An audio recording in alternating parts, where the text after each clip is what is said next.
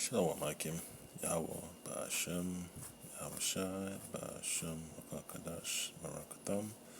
Double honors and salutations to the elders and apostles and bishops of Group and Stone well. This is Nasha at DC Camp. Short lesson for the hopeful elect. Yeah, so this drama of the campaign of Amalek to expand their borders is a key ingredient of World War III to happen. Okay, and you see what they've done in Gaza, Rafah, Lebanon. Now they want to apply more pressure on Iran. Okay, and then sooner or later they want to push towards Turkey, and then they're gonna push towards Egypt, and the drama is just gonna get heated, and then you have so many proponents, people that are pushing for this war to happen. They're gonna have to dominate the airwaves and push through their agenda. And this lady here is a major talking head for the Zionist propaganda machine. All right, so that's the issue. As per understanding conflicts, you have to be versed in history. You have to take notes, especially when you're studying history. You have to know exactly why all these geopolitical conflicts take place. And end of the day, you just have to know exactly what their modus operandi is. Okay, what's their main objective? What's their working principle? What are they really after? And then you realize there's a pattern of this group of people always wiggling their way into the corridors of power so they could exact their influence on a country to bend the knee and do their will. So such is the case of the United States, such is the case of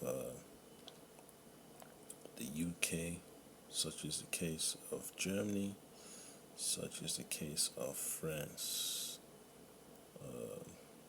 UAE, Saudi Arabia. All right, they've all tied themselves, to this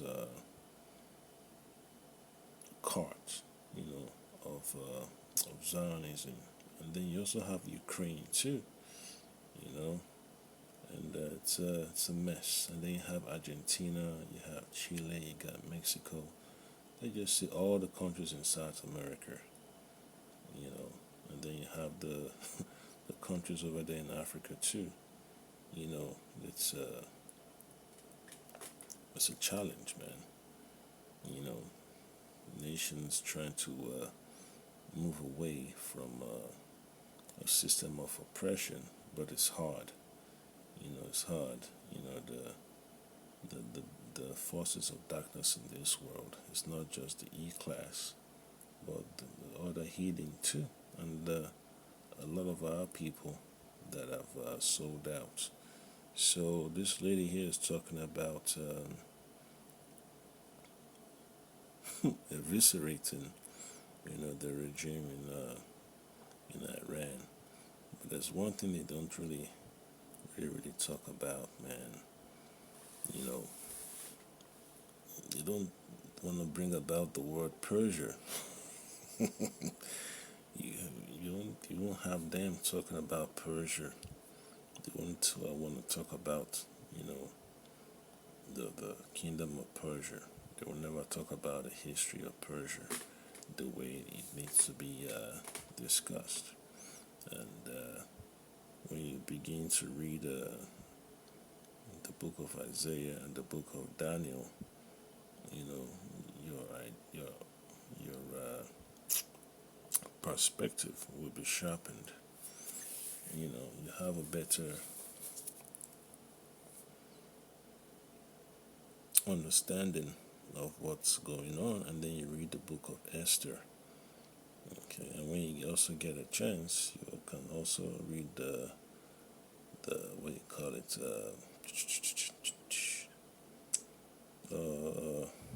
the name of the book is at the top of my head. Yeah, but it'll come back to me later on, man. Yeah, so you just have to understand the books of history. You know, you have to understand the books of history, man, because conflicts are not something you just run your mouth on, man, to try to convince people. And try to win the arguments over them, man. It becomes physical, and that's exactly what these people are pushing for. So when you read the book of Revelation, chapter 11 and 14, it tells you clearly that the second war is past, and behold, the third war cometh quickly. So that's World War III. And this lady here is talking about World War III being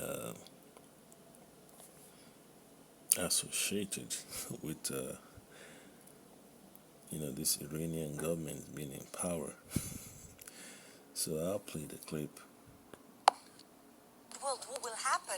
The Third World War will happen if we don't get rid of this Islamic regime in Iran. Yeah, but America is also a democracy, and that is not the way American voters see it. And we've got midterm elections coming up.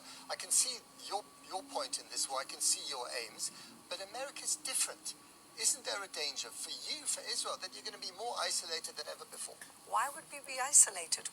What has Iran done? It's created more enemies in the region. Qatar, which was almost an ally of theirs. But they're not happy about this war. They didn't want this war to start. Saudi Arabia. Yeah, but they're not blaming Trump. So that's the issue. The always depend on people having a short attention span. All right, that's why censorship is a huge weapon that they always like to apply, and anti-Semitism. And end of the day, man, the truth is always going to prevail over lies. Okay, that's why it's necessary, to be circumspect, man. When you read the book of Proverbs, chapter 22 and 3, it gives you a better perspective about what you need to do and operate with in a society that's dominated by liars in high places. Proverbs 22 and 3, a prudent man foreseeth the evil and hideth himself. So when these people are scheming and planning and blackmailing to orchestrate conflict on a large scale, what do? You have to trust in the Lord, Hamashiach Yahushai. You have to depend upon the Lord. Okay, and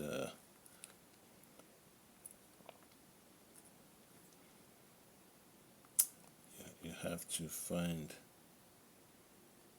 your niche where you can find refuge.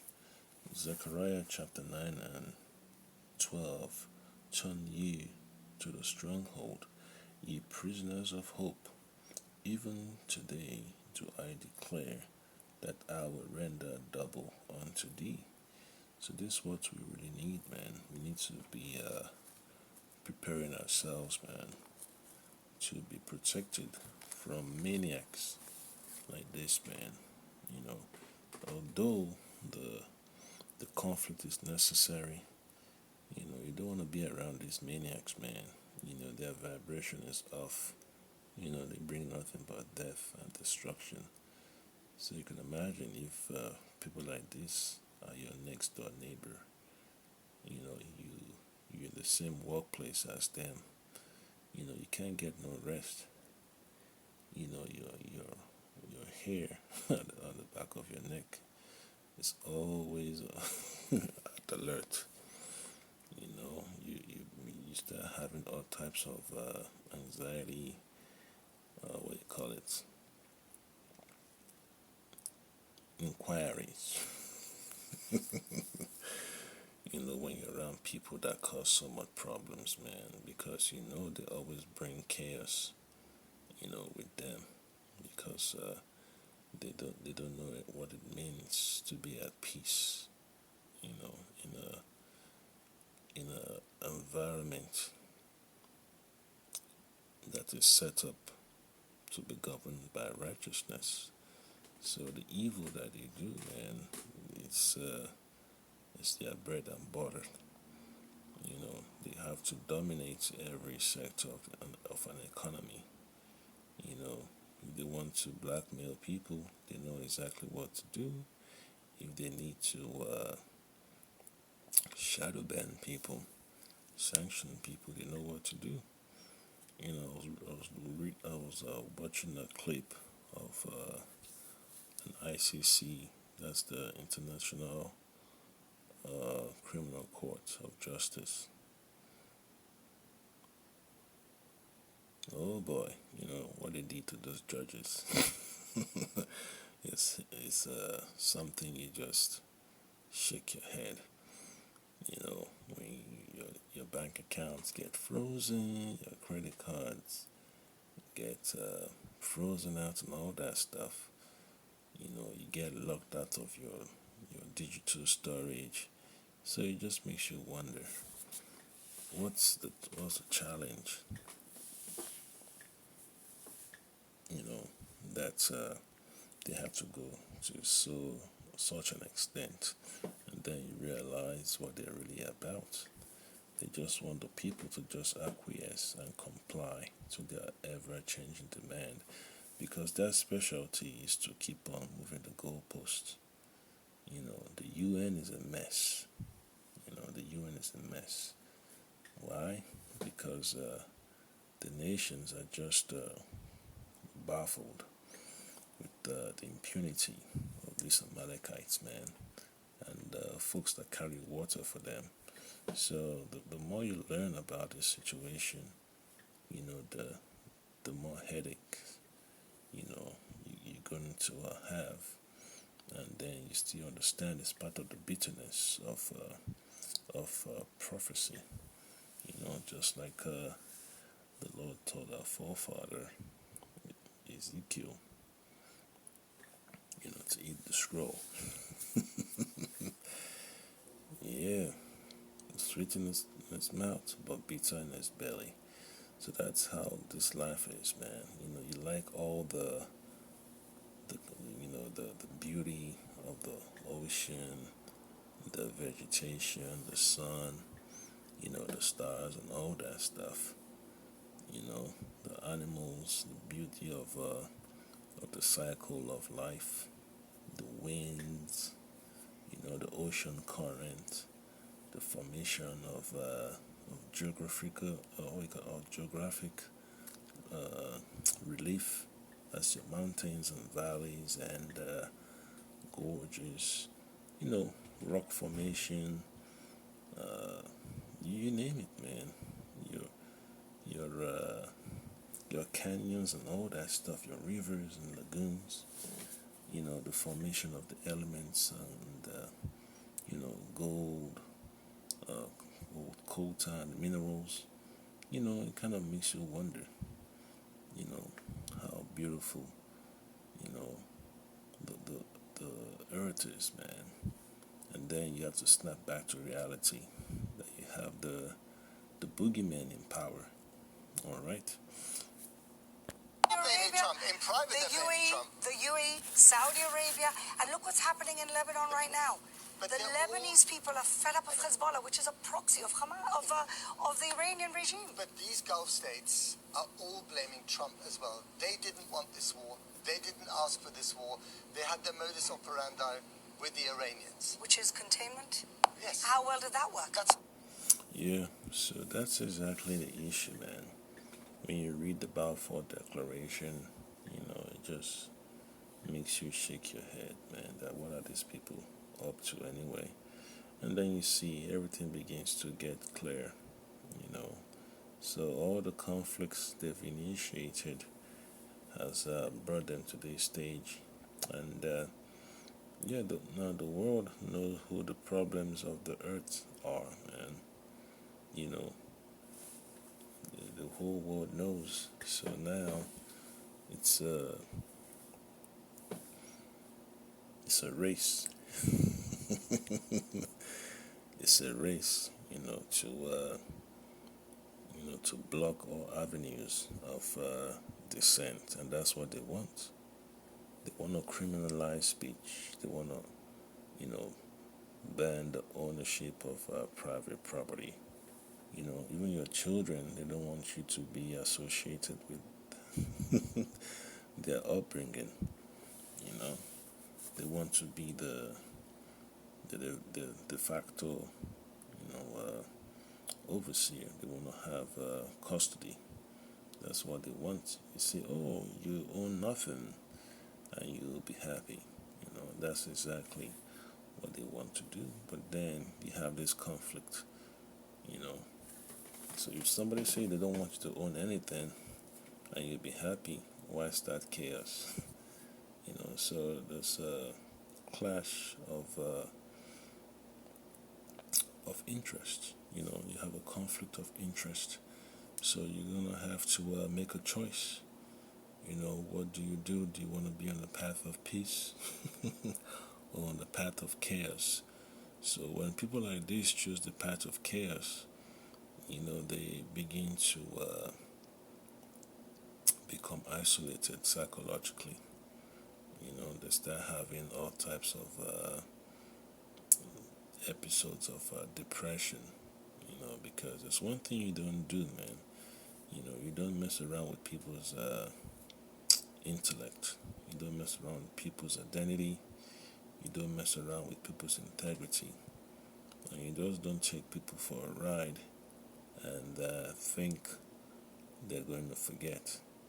Despite folks just want to forgive, man, because harboring resentment, it's very, very burdensome. Walking around with negative perspective of another person, that requires a lot of thought process, man. So it's important, we have a better understanding of what we're dealing with, man, because sooner or later the Lord has to fix this situation. Yeah, because this level of insanity is reaching its peak, and the whole world sees it, man. The whole world now is suffering because of these bug outs that have woven themselves into the fabrics of power. And the folks don't like it, man. The economic model is forcing people to become tyrants. Bug outs. Is making folks to give up the sanctity of their people for filthy lucre. All right. So I get another precept. Don't want to make this lesson too long. Isaiah chapter 9 and 5 tells you clearly, for every battle of the warrior is with confused noise and garments rolled in blood, but this shall be with burning and fuel of fire. Yeah, so when people like this are going around the corridors of power, whether in England, whether it's in Spain, whether it's in Germany, France, the United States. Yeah, we have to prepare ourselves for this conflict that they want to bring upon the earth. All right, because they like the idea of genocide, they like the idea of impunity without accountability. Okay, so when you hear about the agenda to make the United States military work hand in glove with the Israeli military, the Israeli government, it makes you wonder that something is going on behind closed doors. And it's only a matter of time you're going to see who the enemies of the people are that claim to be Democrats and Republicans and independents, so it's going to be very, very clear. So that's the reason why, you got to pay attention to what's happening. Don't wait for the news media to be briefing you on what's going on, man. Because by the time they bring the details to the airwaves, it's already, days later. Okay, just like the apostle always say, hey, you miss a day, you miss a lot. Yeah, you miss a lot of key moments in prophecy. So you have to keep up, man. Things are moving fast. You don't wait for the news stations to give you the details, man. You have to have your hand on the pulse of the nations, right? So Isaiah 9 and 5 tells you clearly, man, that this conflict is going to be one of a kind, man. There's no more sticks and stones and swords and arrows. You're going to have lots of explosions, man. Incendiary devices. There's going to be lots of bombings. You're going to have aerial attacks and all that stuff. So it's going to be chaotic. Another subject for Well, another it's day. not, because ultimately... But they're watching their economies go up the spout. The debate is this. Do you believe that a poisonous apocalyptic regime like Iran can be contained? Can you mow the lawn? Or do you have to eventually get rid of it? That's a horrible phrase, isn't it? Well, no, why? You have to... mowing the lawn is containment. Ultimately, do we weaken them every couple of years? Do we have a war every couple of years with them? Do we attack them every couple of years? Or do you do what their people are begging us to do, which is getting rid of the toxic... Yeah, so when you start thinking about what they did in Iran way back in the late 1950s, when they had to topple the government, they're not going to talk about that part. That's what they did. They're the one that's instrumental to forcing the people into this corner. When you destabilize nations and you prevent them from using their resources to better their own people, this is what you get. So when they create a problem, they want to take credit for coming up with an agenda to resolve the problem. So that's what they do. They push this so-called religious fanatics to the forefront, and then they make deals with them behind closed doors, and then the people don't know what's going on. But when you want to make life better for your people, they give you a hard time, man. They start pushing propaganda and lies and all that stuff and sanctions. So when they depose the Shah, what do you think? What do you think? Is gonna happen? That's why it's necessary, man. That we have access to the historical facts. They will never talk about that part, man. About what they did, with their so-called greed to have dominance, over a nation's resources. Okay, So another precept to read would be from the book of Ezekiel, chapter 15 and 6. Let's see. Therefore, thus said the Lord, as as the vine tree among the trees of the forest, which I have given to the fuel, which I have given to the fire for fuel, so will I give the inhabitants of Jerusalem. Oh yeah, so they're gonna have to take the heat. They're gonna have to deal with the indignation of the Lord. All right, they want to claim our identity. They want to bring about destruction and chaos, the demise of people, the demise of the Most High Yahweh Bashim Shai's creation. So they're gonna have to deal with the consequences. And then verse 7 says, you know what?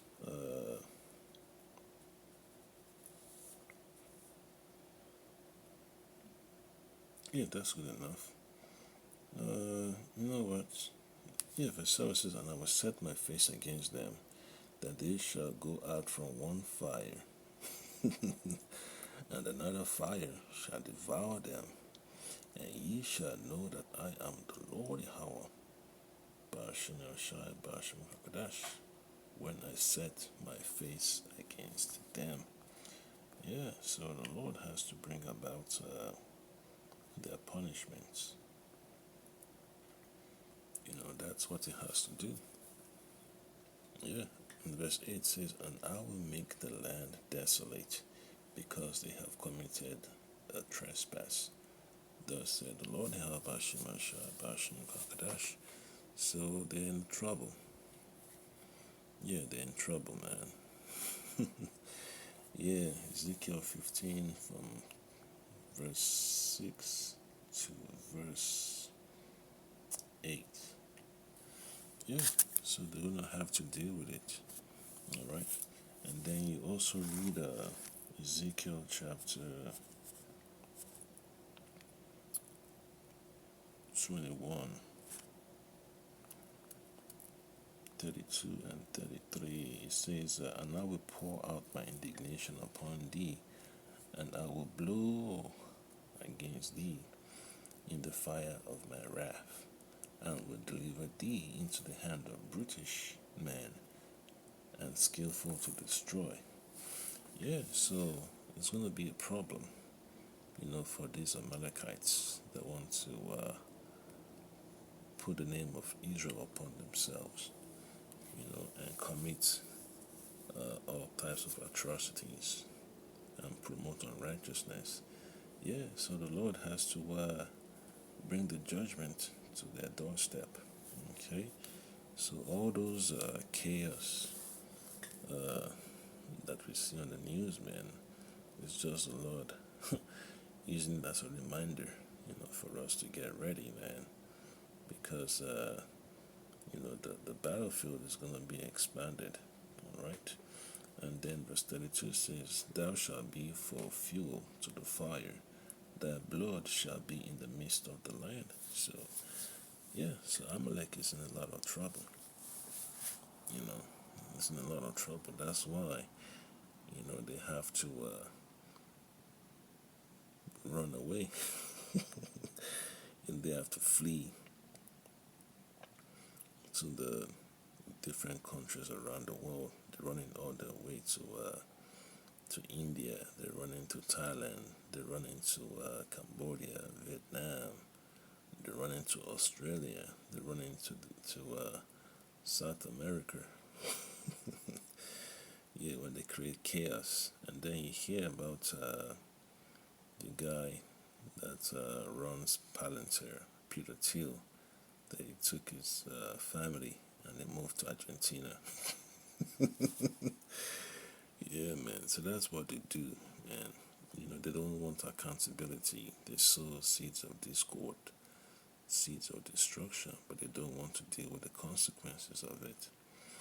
Right? So, yeah, the Lord has a way of coming after them.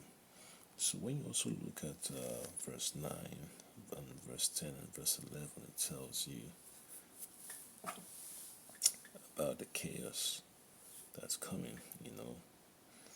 Ezekiel 21:9, Son of man, prophesy and say, thus said Lord Yahweh Bashem Bashem Lakadash.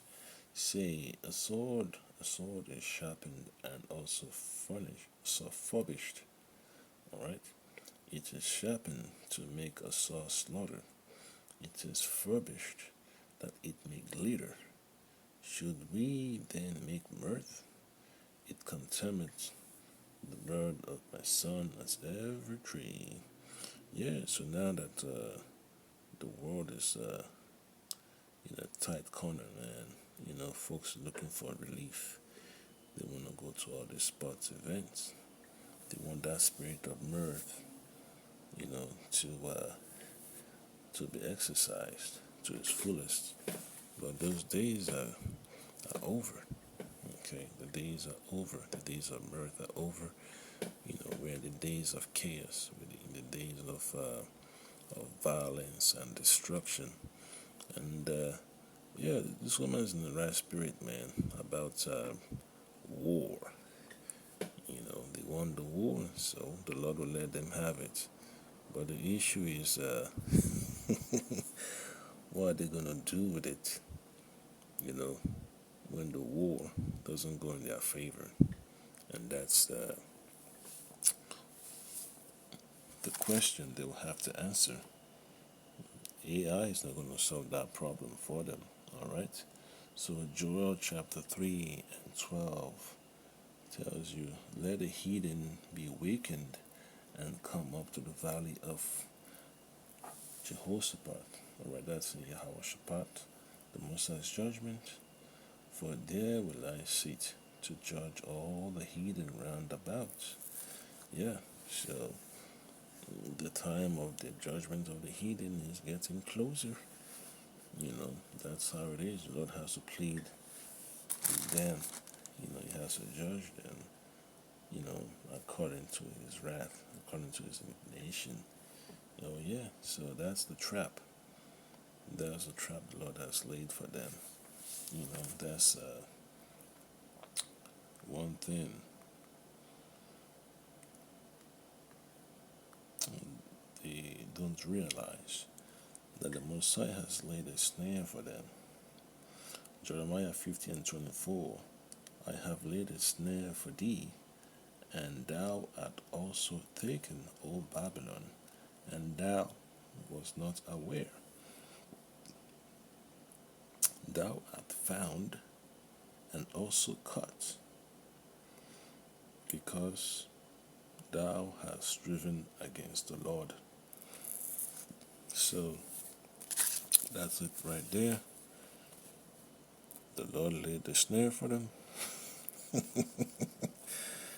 Yeah, to remind them who the real king is, man. Who runs the show, who controls the affairs of men. Who turns the hearts of kings in any direction he chooses, he pleases, he decides. Shalom.